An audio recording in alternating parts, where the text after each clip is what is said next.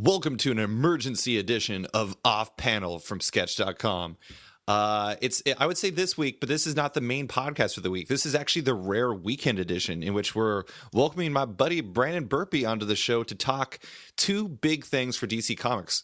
Rebirth, which was just announced, their Rebirth creative team announcements, and Batman vs. Superman. We're going to start with Rebirth because Batman vs. Superman is going to get spoilery, so we're gonna give heavy spoiler warnings once we get into that. But I just want we just want to make sure that if you have not seen it yet, once we start talking, you need to leave because it's gonna get it. We're just gonna talk about everything, just straight up. So beware. But anyways, DC Comics just announced Rebirth. Actually, sorry, really quick, Brandon, how are you doing? Good. How you doing, man? Doing great. Thank you for coming on and talking with me because I'm sure we both have thoughts about both of these things. Yeah, thanks for having me on. I definitely have opinions. That's appropriately vague. But if you guys listened before, we came up with our dream fan casting of all the DC Rebirth books. And frankly, I'm just going to say, Brandon, regardless of what they ended up doing, our list was going to be better no matter what. For sure. I mean, that was like before we even like gave out the list, you could have guaranteed that. Yeah, our list was amazing. Like we gave them the playbook and they chose to ignore it. But at WonderCon this morning, for some reason, I have no idea why they did it at 9:30. I mean, like, doesn't that seem like you're sort of burying it? Like, why wouldn't you do it like a little bit later in the day when people are like more awake? Well, the PR that I've seen around like the feed, like coming into my inbox and shit, is like kicking off WonderCon, the DC Rebirth stuff. So I think they're using it to kick off, and then I bet you at like later panels they'll maybe give you a few more details and things like that. Yeah, that makes sense. They got all the people there anyways. Right. Yeah, you might as well. So really hype it. So they had Dan Didio, they had Jim Lee, and they had Jeff Johns introduce all of the creative teams, all of the books. Well, most of the creative teams. There was two books that they just like were like, we're gonna get to them later. Which I thought was kind of hilarious, which kind of fits into the ramshackle nature of putting this whole thing together. Brandon texted me while we were watching it that like the reason why their introduction was so long was because they were stalling to finalize creative teams. And like to a weird degree, I kind of feel like, didn't it seem a little strange that they announced Super Sons and they announced Justice League of America, but they didn't have creative teams? It was really weird. The Justice League one, I could see maybe because there is big spoilers. Yeah, big spoilers for like Justice League 50, like they were talking about and stuff like that. But Super Sons, like that's clearly like they already told us who was in it. It was the sons of both, Superman and Batman. So I don't really know why you couldn't tell us a little bit more. It was really. But so you watched the whole live stream. I went off to eat breakfast. What was your takeaway? Like, what is your immediate reaction, Brandon Burpee? My immediate reaction was, fuck yeah. Like, this is the most excited I've been for DC since New 52 launched, and every week we didn't know what we were picking up. But that delight wore out quick. So just for some history, Brandon and I used to do a video show called Four Color News and Brews, and we reviewed every single issue of the New 52's launch month. And I think did we end up ranking them? I think so. Some of that was very painstakingly done. Yeah, Brandon, I just want to point out Brandon was on Team Hawk and Dove. So it was good. It was ridiculously terrible good. Anyways, continue. Sorry. So hopefully this will have a little more traction. I honestly like the teams they were putting on some of the titles. I was like, why didn't you do this with the New 52 to begin with? Like, some of my issue was like, I don't know who some of these people are, or, oh, wow, they're drawing upon the past quite a bit. And there's a little bit of that here. But overall, I thought the creative teams were a whole lot better. I'm very excited for the Batman line. That shit looked pretty great through and through. And now I'm hyped for Justice League 50, and then also the one-shot launch of this is going to be 80 pages for $2.99. Like, that's so anti-Marvel right now. It's awesome. Mm-hmm. My take was, it was okay. So this is kind of an odd experience, but like while I was watching the panel on my iPad, I was like getting progressively more excited, and then I left basically right when they rolled out they brought the Superman and Wonder Woman teams out. Mm-hmm. And so I didn't see those announcements. So the only part I really saw was the Batman team announcements. So I stepped away once that happened, and then after that, my excitement plummeted. Like it was really weird. It was like when I was watching it, I was like, "Yeah, I'm into this. They're getting all hype. This is great." And then like I walked away, and I was just following along on Twitter, and I was like, "This is less interesting." And I have this weird hard time reconciling whether or not the reason why I was less excited was because I wasn't watching a live stream, or if it was because like the teams were less interesting. See, there were some as it went on, I did find it to be like, because I basically wrote them all down, wrote down the teams, and then would put stars next to them if it was something I was into, a bunch of stars if it was something guaranteed to buy, and then lines through the ones I just didn't care for. Mm-hmm. Somewhere about the trunk of it, just straight in the middle, it's just line. I mean, like Titans. Oh man, Abnett on Titans, like that sounds awesome. But Brett Booth art, I'm good. I'm gonna pass. Like that killed me. But yeah, I mean, I don't know. But there was some, like, they really put some heavy hitters on the Superman Batman books. They weren't fucking around there. Yeah. Well, the weird thing for me is, okay, and you were talking about how like if the new 52 lines or books were like this, you would have been more amped about it. The weird thing to me is like looking at it, like this kind of feels like they just rearranged the deck chairs on the Titanic to me to a certain degree. There's like don't get me wrong, there's some books that like they clearly, like having Rucka back on Wonder Woman is obviously a huge deal. Like having like Tomasi and Gleason back together on Superman is super dope. They have a lot of things like that. But at the same time, a lot of the teams are just kind of like the same people they already had working on the books, just moved over in different directions. And to me, that's a little alarming. And like, and the other thing for me is like a lot of the art teams are kind of uninspired to me. Like again, we've talked about this before. I have a kind of encyclopedic knowledge of comic creators. There's a lot of these artists I don't really know, like, at all. And like, I'm not saying that Robson Roca won't be a good artist on Green Lanterns, but at the same time, it just seems really strange that like they're having this huge launch and they have like a fair amount of like, I don't know. They're doing one of two. They had two options. I thought they could either go super big names or they could go with like indie creators that have cred but don't have a big name. And instead, it kind of seemed like they went with like the middle route, which is like somebody that's familiar to DC but doesn't really have the cred. You know? Yeah, and I mean, the art teams. I agree with you. I think there are some of the main, like, your marquee titles have killer art. And then as the importance of the character kind of moves down the chain, so does the importance of the artist, clearly. Yeah. Because some of the not lesser books, but like books starring characters aren't as essential to what they're doing in the media and stuff like that, and to draw people in, like, it's nothing amazing. But with the reshuffling of like the writers and stuff, I think some of that reshuffling is great though. Like moving King to Batman, moving Tinian over to Detective, like Seeley staying with Nightwing. Some of that stuff I feel was really appropriate, and some of those are almost like promotions for some of these guys who have been kind of toiling around, actually doing good shit in the 52. But yeah, I don't know. I'm interested. How'd you like that Blue Beetle book, by the way? Okay, so I only, because I came in at the end and just found out about it like on the side, so I don't really know all the details about it. I know it involves my boy Jaime, and it has Ted Kord in it, and it's written by Keith Giffen, who, if you remember correctly, I believe was the person who actually created Blue Beetle. Yes, I believe he is. Created Jaime, and he was also the person who first wrote the book. Granted, my favorite part of it was the John Rogers stuff, but at the same time, like, he's awesome. I like Scott Collins a lot. He's a great DC superhero artist. So, needless to say, I'm into that book. But hey, so let's start with this. What Rebirth titles are you buying? Are you in, just first glance? What Rebirth titles are you planning on buying, and is it more than you're currently buying? First and foremost, it is absolutely more than I'm currently buying. I'm buying zero, so the fact that I have any is a huge advance. Yeah, I buy, what do I get? 3 books right now. I think I get Deathstroke, I get Batman, and I get, that fucking might be it. Man, your Kirkham guy got a huge technical upgrade. Yeah, for sure. So definitely more than I'm buying currently, and some of these will be like, I'm going to give it a shot and then see what happens with it, and maybe not stick with it long term. Okay, start with your multiple star list, and then move into your star list. Multiple star list, Detective. Mine too, for sure. Yeah, looked awesome. Like the whole idea of like it being like the training ground Bat family team, like that's cool. And it's James. Did they say Tynion? How do you pronounce that name? Is that the new Ramita? Tinian. Tinian. Okay, James Tinian the fourth, Eddie Barrows, and Alvaro Martinez. Yeah, With and Tinian's been doing Batman and Robin Eternal, and that's actually been pretty decent. So I'm excited, and that's with the majority of the Bat family. So I feel like he'll have a good grasp on what's going to go on there, and I think that's going to be really cool. Mm-hmm.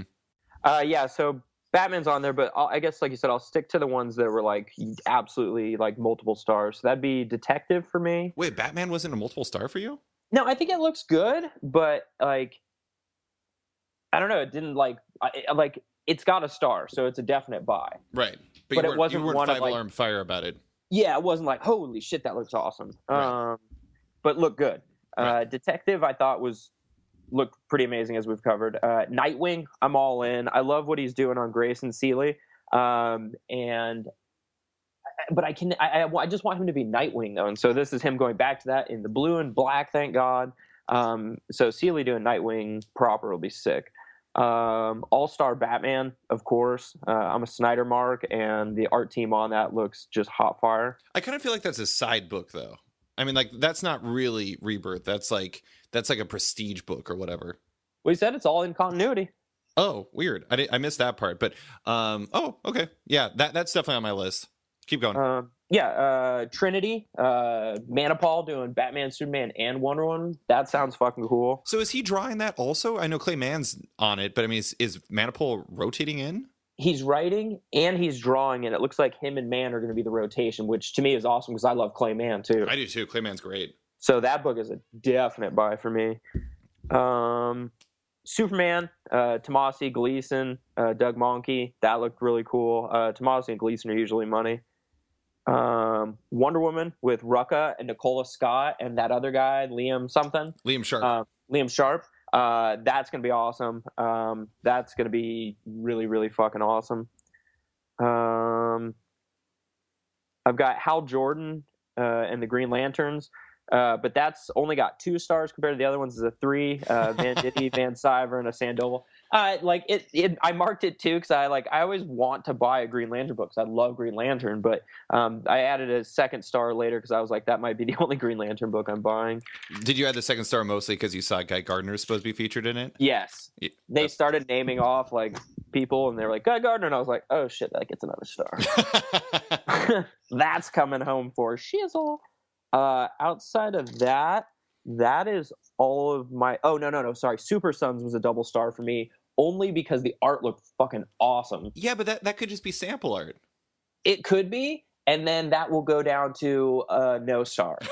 But so huge variance there. Yeah, huge potential variance. But that's what you get when you only get a picture of it in the name. Was that Manipul? Who was that?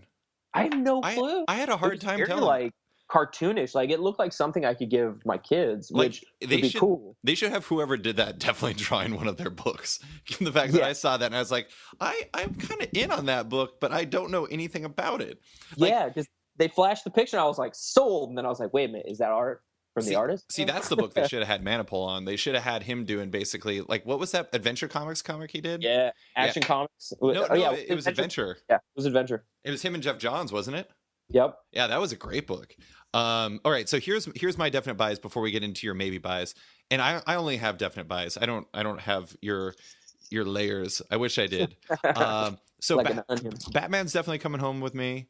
At least for the first issue. Like, all right, I'll say at least for the first issue on the ones that I'm like, I'm not necessarily on the long run. Like, I'll check out Batman because Tom King's great. I mean, I don't love David Finch, but with Jordi Belair coloring him, I'll check it out.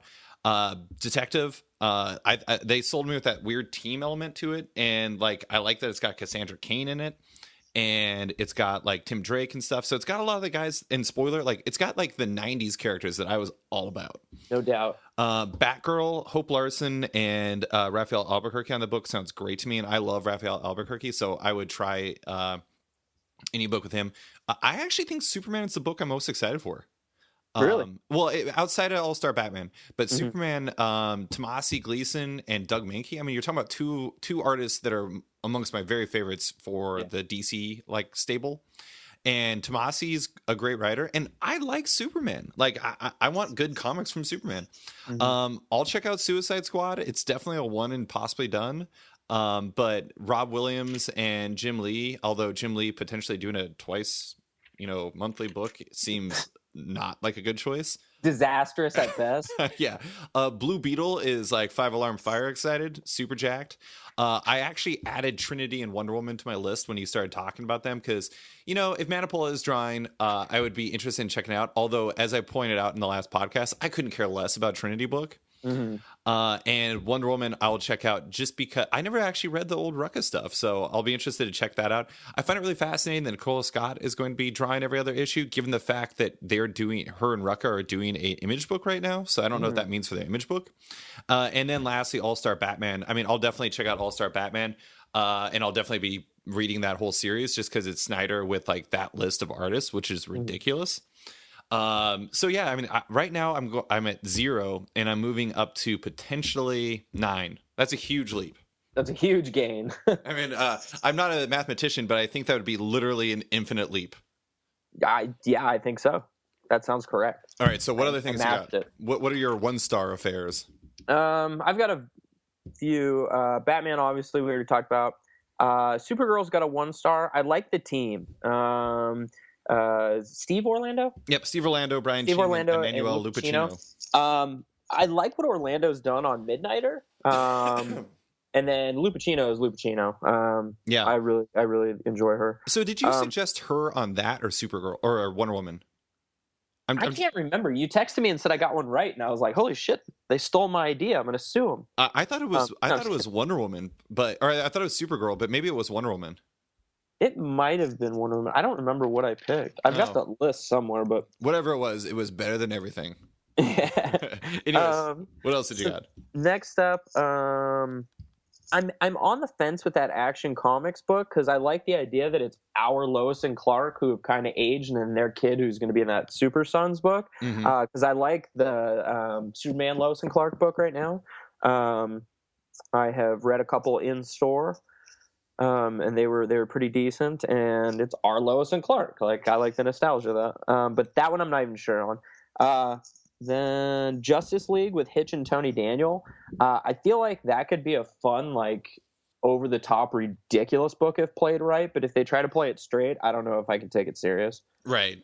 Yeah, I just like the Hitch and Daniel thing was like, to me, is kind of what I thought the DC was supposed to be trying to go away from. And it kind of just feels weirdly just like what we've always seen from them. And I was not super impressed by that. And like Fernando Passarin, like he's a fine technical artist, but he is just so DC like house style to me that I just like, I don't know. That was definitely a no-go for me. Yeah, I'd be interested. But I don't know. And then Suicide Squad, that one is like you said, that could be a one and done. Yeah. But I figured I'd check it out. I like Philip Tan. I really enjoy Philip Tan stuff, and I love Jim Lee. And then Rob Williams, he had a great run on Dakin.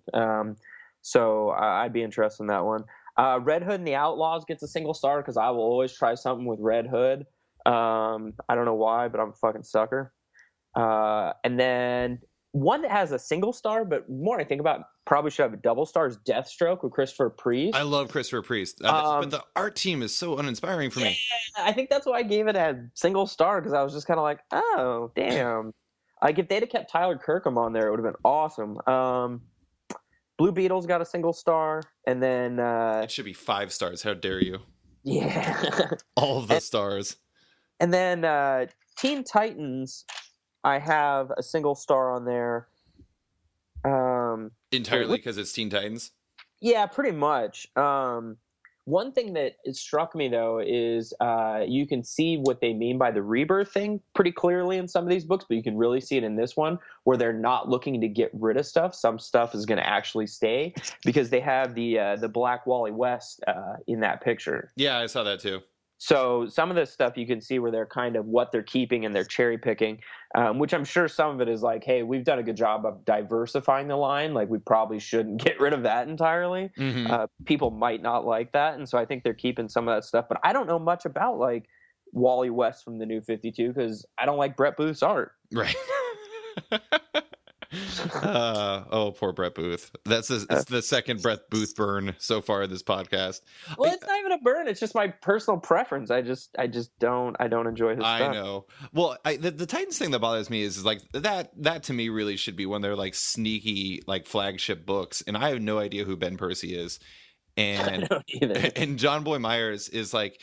I mean, I do like John Boy Myers. He's definitely like in the Joe Madeira school of artists, and like that works for some people. I don't think that's a bad thing. I'm not a super fan of that anymore. I don't know why. It just kind of went away from it. But it just kind of like seeing like Ben Percy on it just seemed like they really made it like a really secondary book. And I don't know why that Teen Titans is a secondary book. It shouldn't be a secondary book. Especially if I know you said you weren't watching it, but John's made a point to say we really are going to make sure that we focus on the Teen Titans and Titans corner of the world. Like, we are going to make those big again. Yeah. And then they got to that announcement, and I was like, wait a minute. Yeah. This like seems opposite of that. Yeah, that's definitely one of those do as I say, not as I do type things. I mean, who knows? Maybe it turns out that these books like are going to be hot fire and they just are like, we got this fucking ace up our sleeve, but I don't know. Yeah. So general takeaway, you're excited about it. You're pretty pumped, and it sounds like you'll probably be picking up somewhere between like 14 and 18 books, maybe. Let's see. At least once. 4, 5, 6, 7, 8, 9, 10, 12, 13, 14, 15. Yeah, like 16 books. Yeah. So I'm getting 9. You're getting 16. Presuming I'm gonna have to cut some Marvel books. What's that? I'm gonna have to cut some Marvel books. Man, holy crap! Like, I'm pretty sure Dan Didio would crap himself if he heard you say that. He's like, I gotta cut some of those Marvel books for this, and you're like, oh man, that's all about it. Yeah, it's possible, or just increase again. Yeah, I mean, I'm definitely interested in checking it out. I do wish that they'd done, like been a little bit riskier on some of this stuff, and I also still don't like. Granted, I didn't like listen to the whole live stream, so I didn't get to hear the direction for a lot of the books. But it like a lot of the directions that I heard were not super like inspiring. Like, I really like Josh Williamson, but I don't understand the whole Flash like training other speedsters thing. Like, that doesn't really work for me. Yeah. Granted, it could be amazing, and like the proof will be in the pudding. But at the same time, it like when I read that, I was just like, that's weird. Yeah, and then there's like a new villain, Godspeed. Yeah, that apparently looks like Zoom. Yeah, TV Zoom. He's got like a white suit. He looks more like the White Ranger. He's got like a white suit with gold details. You say the White Ranger? Yeah. Nice. Okay, so you had one thing that was a bit more contentious that you wanted to bring up. What was it? I don't even know what you could possibly be talking about. Oh, that was Brett Booth. Oh, it's just Brett Booth? I told you that's not contentious. I told you I'd find a no. I was totally kidding about the contentious part. Okay, like because you said to be careful, and I said I'm gonna make this a shitstorm for you. Yeah, I'm really excited for all of Brett Booth's like legion of fans to come and like chastise me, just murderize us. Well, coming in June, DC Rebirth. I would say that we are far more excited than we are right now about DC, but we still have reservations. Fair? Yeah, for sure. I'm excited because they're going to add more books, so I'm excited to see where they go from here too. Yeah. What did you think about the live stream experience? Is that something you'd like to see more of? I would like to see a shit ton more of that. I thought that was awesome. Like that, I've been waiting all month for these announcements. Like, they did a good job of getting me built up to wait for this. Yeah. And then to do the live stream was so cool because I love when they do the teasers, or at least the way they used to. Now they just do too many of them. It's over the top and stupid. But when it used to be like, they'd show the team picture, kind of like they did with Thunderbolts recently. Yeah. And then they show you. So I like that you slowly got to build up. And then all of a sudden it was like, we're just going to give you everything in one shot. You're going to get to watch it. I'm all for comic book TV specials like this. Well, and they made it feel like an event, which I thought was really cool. Yeah, which was great because it got me hyped. And then they hyped JL 50, which is amazing. Saying some last page thing is just going to blow you up. And then announcing that the 80-page special is going to be $2.99. Like, that's fucking awesome. Mm-hmm. And they showed the cover for the Rebirth special, which looks great. Yeah, although whose hand is that? It's Pandora. We went over this. Do you really believe that? No, of course not. They're never going to do anything with Pandora. They never explained what her point was in Flashpoint anyways. I feel like they have to reveal who she is. Like, they kept talking about, like, it's going to reveal the biggest secret. Like, if you don't do this, this is the worst dangling plot line I think I've ever seen. Like, you seeded her into every first issue of the New 52, and then you're just like, nah, never mind. It is actually kind of amazing how like in depth they went with Pandora, and then they just never did shit. Yeah, because they did that Trinity miniseries thing, but I didn't fuck it. I didn't fuck with that. I thought it was actually really great promotion, like a really smart idea, and like a lot of comic shops that I like tweeted about it yesterday, and several comic shops reached out to me and said that they were actually having like live events where people can come and watch at their shop, and I thought that was so really cool. Like, that is beyond cool. That's a great community experience, and it's like it actually ended up being really fun. Like, you know, if only they had our boy Guadidio hosting, yes, that would have been next level. But I don't have no idea if he even works for them anymore. So, anyways, all right, are you ready for the main event? Yo, one more comment I want to make because I know you didn't get to watch the whole thing. Every single person up there made fun of Didio throughout that whole thing. That guy got murdered. I started to feel really bad for him. Like, at one point, one of the guys was talking about how he pitched an idea for a book, and Didio was like, no. And then he pitched it to John. John's like, yeah, that's great. That's hilarious. Yeah. And then they were talking about, like, Didio's response always to everything is no. And I was like, damn, they're just battering this motherfucker. That's hilarious. I feel like that's, I don't know. I feel like there's this, like, a metaphor in there, or like some sort of overall explanation of the current DC power structure. Yeah, because at one point, one guy was like, oh man, and it's just so great to sit on a stage with so much comic book talent and experience. He's like, well, I mean, of course, except for Dan Didio. It's like, carries on. It was the guy that's writing Cyborg, and I was like, damn, this guy is new to DC, and he just fucking murdered him. So basically, it ended up being the roast of Dan Didio. Yeah, it was pretty great. And then also I thought it was very telling how they brought in Jeff Johns at the beginning, like he was going to be the savior. Mm-hmm. I think that speaks to the rumors that he's been kind of pushed out from the other two, and I think now they need his ass, and they know it. Maybe that's Jeff Johns' hand on the Rebirth cover. It's fucking damn well better be, because come to me, I will take you to the Holy Land. Yes, or it's Superboy fucking Prime. He punched through reality. He's like, don't worry, guys, I got this. He punched the Flash's mom, and the Flash comes to stop it, and that's how this begins the new universe. Oh my god! Because it's always about Flash being selfish. Man, screw our creative teams. We're just writing these books. We should just start doing fanfic. Start. Yeah, but actually, like, put it on paper. Oh, okay. Well, I just sit by myself and fantasize about it. All right, it's main event time. Now, everyone, we're about to talk about Batman versus Superman, Dawn of Justice. If you have not watched that movie yet, you need to leave now. If you haven't watched it and you just don't care and you just want to hear two people talk about Batman versus Superman, Dawn of Justice, you can stay. But otherwise, leave now. Spoiler alert, spoiler alert, spoiler alert. You have been warned. All right, Brandon, I want to start with general thoughts as to what your take was. We both saw it basically the same time on Thursday. I went at 6 p.m. in Alaska. He went at 6:30 in the Vegas area. Mm. And I'm curious, how did you feel about the movie? Like, did you enjoy it? Did you dislike it? What was it? So my general overall feel for the movie was kind of meh. Yeah. Like, it wasn't really absolutely terrible, I didn't think, but it really wasn't absolutely amazing. And the first hour and a half was such a slow friggin' boil. It was so fucking boring. I was so bored. I was just like, and it was weird because I was trying to explain to a friend at work. He's like, because he asked me how I felt about the movie. He's like, I know you're a big comic book guy. Like, what did you think? And I was like, just not even speaking as a comic book fan necessarily, just as a movie fan, I don't know that I've ever sat through an hour and a half of movie that felt like it was moving so slow and walked away with so little characterization. Like, yeah. I'm like, I don't even know what the fuck all just happened just now. Like, it took forever and we're here, but why? You know? And for the first like 90 minutes, like, I really felt like I was trying to explain this to Amber, and it was really like the best analogy I came up with. It was like they. Really what I'm trying to say is it felt like every single scene had the middle of the scene, but it didn't have the beginning or the end, so there was no transitions. And It was like you were missing out on all the characterization. It was like you were only getting the choruses of a song, but you weren't getting any of the verses or the bridges or interludes or anything like that. And it just kind of felt like I really like the first 90 minutes, I don't really feel like they explain the motivation or like reason for them to be doing the things they were doing whatsoever. Like, why was Lex Luthor doing anything? Well, I think because he's working for whatever the greater power is, whoever this upcoming villain is, and which most think is Darkseid. So they were basically just doing like the Thanos and Loki thing from Avengers. Yeah, I feel really, like, really poorly.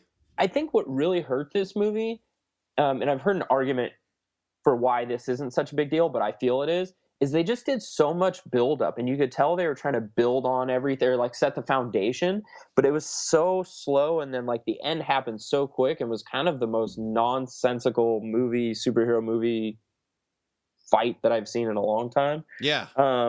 But it was such a slow boil. And I know I read somewhere online somebody was countering that with, oh, well, it's kind of like the first issue of a series, so sometimes there is a lot of setup. And it's like, but there has to be that like clincher too. And I didn't feel like anything here was like, damn, got to see the next one. Yeah, and like that's a horrible argument too, because like a movie should never be the equivalent of a first issue of a series. It should be like an entire arc. That's the nature of a movie. Right. Like, I think that works well in like the Netflix series they've been doing, like Daredevil. You can do that a little more with the first episode because you have 13 that you can burn through. Right. With a movie, like, you just can't do that. But yeah, and I thought Doomsday was terrible. What was with all the bullshit coming from him? What do you mean, like all the like electricity shit? Yeah. I don't know. It was weird. It was like he was like a walking EMP bomb thing, and like I don't know. Like all of a sudden, well, in here, okay. So my general thoughts are, I thought it was fairly terrible. And I actually, when I was trying to explain to Amber, my wife, how much I disliked the movie, and I told her, I was like, I liked it much less than I liked Jurassic World, and I hated Jurassic World. Oh, I didn't like Jurassic World either. Thank God. Somebody else. It was so bad. Everybody loves that movie, and I don't fucking get it. It was bad. It was so bad. Super bad. It was so vanilla bland. It wasn't even funny. Yeah. Well, I actually, here's the thing that I thought was amazing about Batman versus Superman is the fact that for the most part, I think even the fight was pretty boring. The fight was incredibly boring and generic. Yeah, like it was a 2.5-hour movie called Batman versus Superman that they somehow turned into something that was super boring. Like that, like I wrote pros and cons down on paper so I could talk about them. The first con is so boring. It was like it really is. It was. I actually started falling asleep at one point. And it was at 6 o'clock. It's not like I was going to a midnight showing. I was just going like during the day. Anyways, and it was just like ungodly boring. It had a very poorly constructed plot. Like the motivations were just very, very poorly, and they just didn't really layer them out very well. There was like such a long movie that was like Batman versus Superman. There was almost no action. It was all the end basically. And I have to. There was a moment in that movie that I honestly think is one of the 5 or 10 dumbest moments in the history of movies. Ooh, what is it? It was the moment where Batman was about to kill Superman, and the only reason why he didn't was because their moms have the same name. It was so fucking stupid. It could have gone so differently. Oh my God, if it just was named something else, if his mom was named like Susan Kent, he'd be like, you gotta save Susan. He's like, fuck that bitch, stab. But instead, he's like, you gotta save Martha. And he's like, how do you know that name? How do you know that name? And you're just like, oh my God, what is happening right now? Oh my God, it was so bad. And I thought the future scenes that like they just like have Bruce Wayne fall asleep and like the Flash is talking to him and he's fighting parademons. And you're just like, really? You just jam these in there? Like that is such poor writing. It is unbelievable. Yeah, and that's the thing is like I know they're trying to build to something, but there's a more elegant way to do that. Like the Flash thing, honestly, I was most held up. Like I was so distracted because I felt like that dude totally was rocking a mustache under that mask. Yeah. And I was like, what the fuck? Does he really have a mustache sticking out of his mask? And then the scene was over and I was like, oh shit, was that the Flash? I wasn't paying attention. Who the fuck was that? Yeah, I don't really know. I just was guessing it was the Flash. I've read stuff online saying that it was the Flash, but I was just kind of like, man, I am not about mustache Flash. I am not about that. I kind of like the name Mustache Flash, though. I do like that now that I've said it out loud. It sounds more like a porn star, though. Yeah, like hey, a really his Mustache Flash. 10 loads within 10 minutes. Yeah. Okay. So I do have to get to some pros. Wonder Woman was great. Really cool. When she cut his arm off, that was dope. Yeah, like when she cut off Doomsday's arm, it was super great. Her whole fight scene was amazing. It was amazing. The funny thing is I now realize the reason why they didn't really show her much in the trailer is because they didn't want to ruin every single good moment in the movie. Yeah. I actually really liked Alfred. I thought Alfred was great, and it kind of made me wish that it was just a Batman movie, actually, or just an Alfred movie. Anyways, I thought I could see where Ben Affleck would be a good Bruce Wayne and Batman if he wasn't in a terrible movie. So that's a very, very like, I don't know. It's not much of a pro, but it is a pro in a sense. I kind of like Jesse Eisenberg as Lex Luthor when he wasn't playing it as a total ham, ridiculous person. When he was just being like an evil dude, I thought he made a good Lex Luthor. And then the last thing is maybe the most important thing that isn't Wonder Woman is the fact that they didn't have a stinger, so I could leave immediately. Oh, I was pissed about the stinger. Oh, I as soon as I got done, I Googled Batman v Superman stinger. I went to aftercredits.com. It said no, and I rolled. I was like, thank God I'm getting out. And it was funny because like when I was listening to people as I was walking out, people were like, so what'd you think, man? And the guy was like, eh. And I was just like, nice. Wow, inspirational. That really was like my overall, like I came home and Laura was like, how was it? I was like, meh. Like, I mean, I feel like I need to process it. Like, I'm going to go see it again because the kids want to go see it. Yeah. But I was even telling Laura, God, I was like, like, so bored. Yeah, that's what I was telling Laura, my wife. I was like, we can go because it's appropriate. There's nothing there that's terrible, but it's so long. Like, I don't think it's going to keep their attention. Yeah. And then like the payoff isn't even that amazing. But the problem is they've seen the commercials. They're all hyped on it, so it's hard to talk them out of it. But yeah, no, I actually I kind of felt the same about Ben Affleck as Batman. Like for a little while, I couldn't just get over the fact that it was just Ben Affleck. Right. And then I really forced myself to just like move out of that. And I really liked how they treated the Batman, like up in the corner of the room and stuff like that. I actually really, really like the costume a lot. I think it looks cool as hell. Mm-hmm. But I would have, and Alfred was dope. I like the Batcave. I like the Batmobile. Like, just do a Batman movie, and take it away from Scott Snyder for sure. You mean Zack Snyder? Yeah, Zack Snyder. You like Scott Snyder? Yeah, and I used to love Zack Snyder. I actually like, and this is the thing is like, I like Dawn of the Dead a lot. Yeah, oh, hell yeah. And for people who are listening to this and are just like, oh, of course, it's just the cool thing to shit on this movie. I really liked Man of Steel, and it was really cool to shit on that movie. And I really like Green Lantern. It was really cool to shit on this movie or on that movie. This movie, there's some shitting needing to be done. Yeah, that's the thing is I do think there's an interesting backlash to it getting really negative reviews because, like, as you know, I was not super fond of Man of Steel. I think this was significantly worse than Man of Steel. Oh, like I said, I really enjoyed Man of Steel, and so I thought even if everybody hated this movie, maybe it's the same people who didn't like Man of Steel, but I'm like, oh, I found myself slipping into the. I guess, like I said, I didn't hate it, but I don't know. Like, if I weren't going to take my kids to the movies to see it, I don't know if I would watch it again. Can I? Oh, okay. So I want to say that, like, well, it's not my. I would say necessarily the greatest issue with the movie, but I think the greatest long-term issue with the movie is the fact that I think they've completely ruined this version of Superman.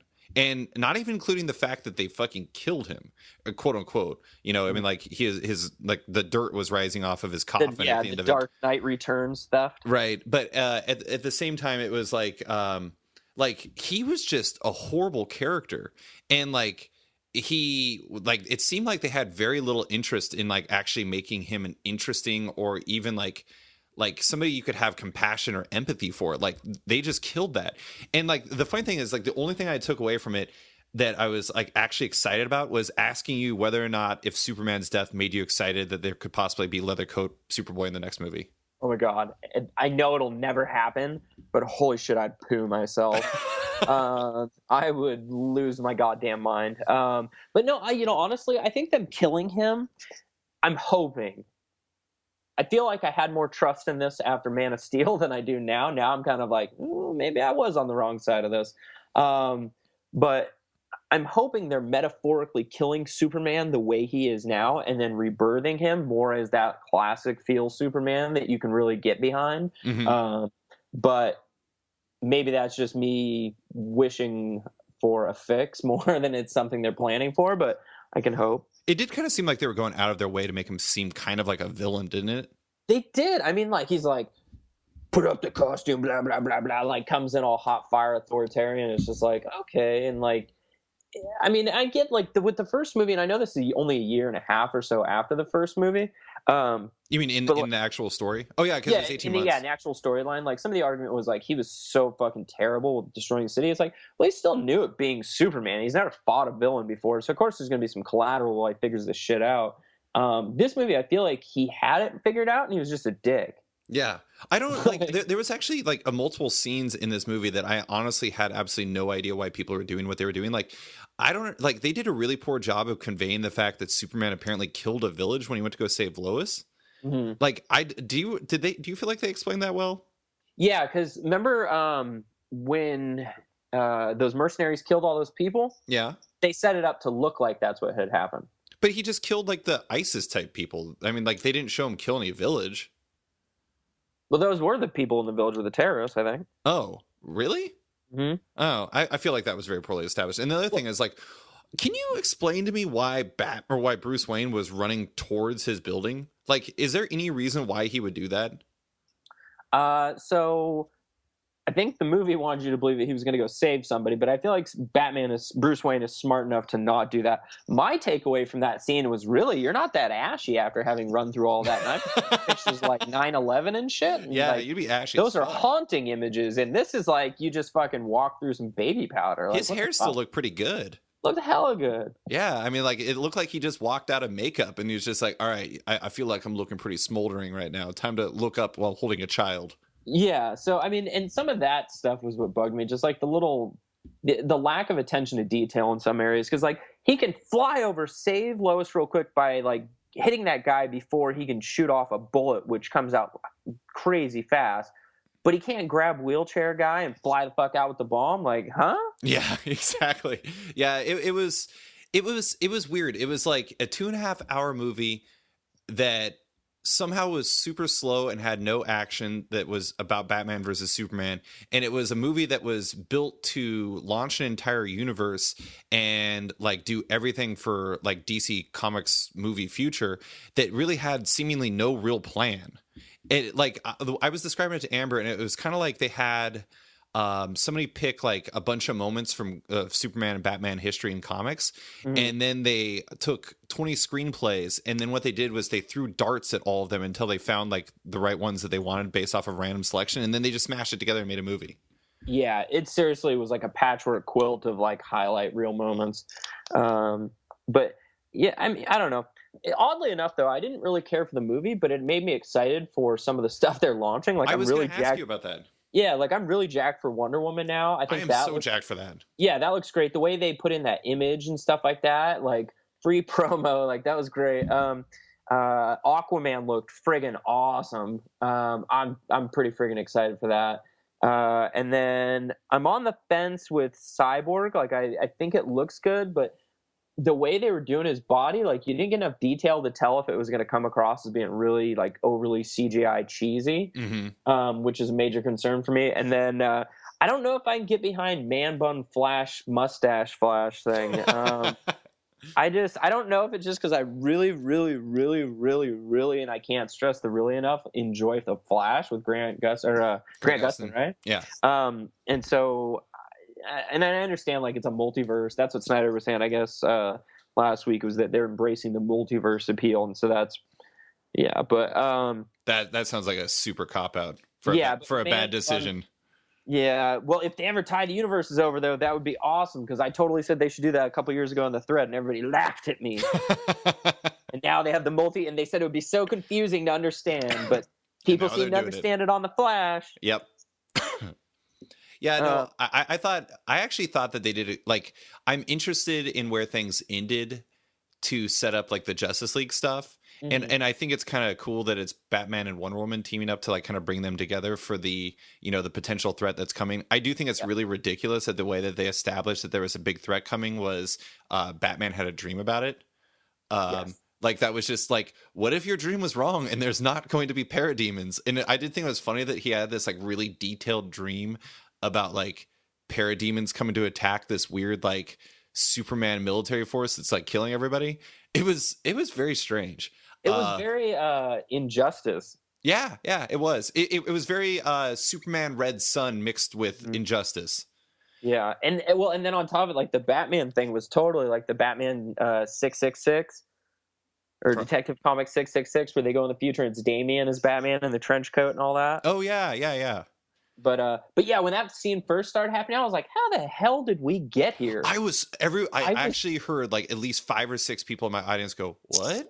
I was like, what the fuck? Like because like you said, you do feel like you're getting middle scenes a lot. Yeah. And I was like, wow, they really are taking this to the extreme though. And then he started shooting people and I was like, people are going to be so pissed.